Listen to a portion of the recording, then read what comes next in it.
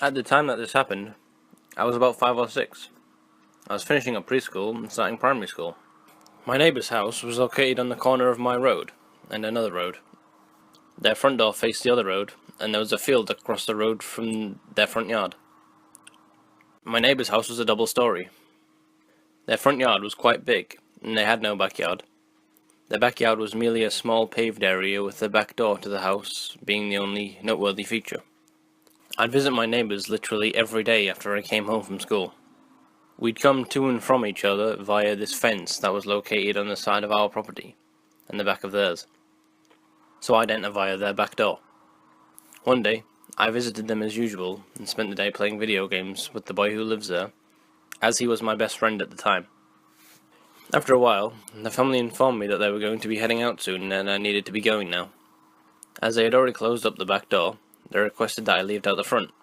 As I leave, they started praying.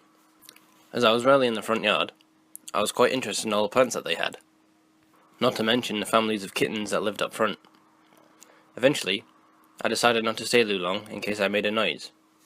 The yard shape resembled an L because the house was situated on the corner. Around the corner, there's a wall that separates my neighbour's house from mine, and that's the way I was heading.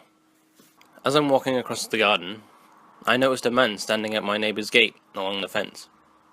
He was just standing there, and he noticed me the moment I noticed him. He was light of complexion, and dressed in all black. He just stared at me as if he was shocked to see me. I wasn't too bothered, as I knew the gate couldn't be opened unless you press a button inside the house to unlock the gate.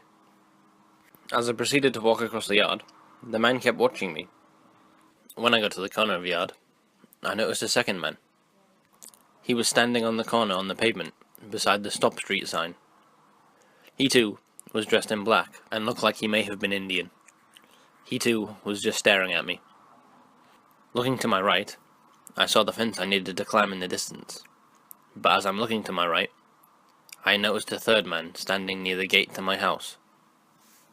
Like the other men, he was dressed in all black, and just stared at me in silence with no emotion in his face.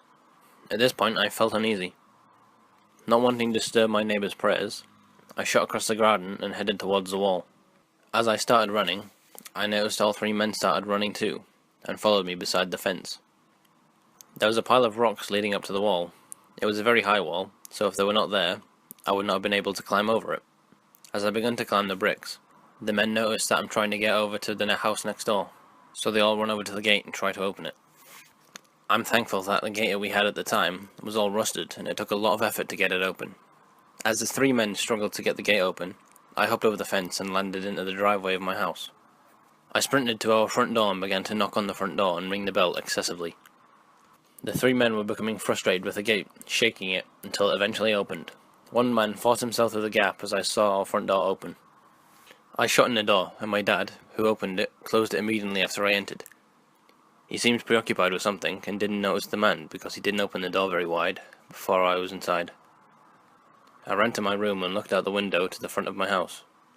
I saw the 3 men walking away from the house in a rush, leaving the gate open. I sat in my room, my heart still racing, while my 5-year-old brain realized I was almost kidnapped. I'm now 21 and realize that I'm lucky that I got away that day. I don't know what the 3 men's intentions were, but I know it definitely wasn't good, and I'm so thankful that I got away and never saw those 3 men again. To the 3 random men who tried to kidnap me, let's never meet again.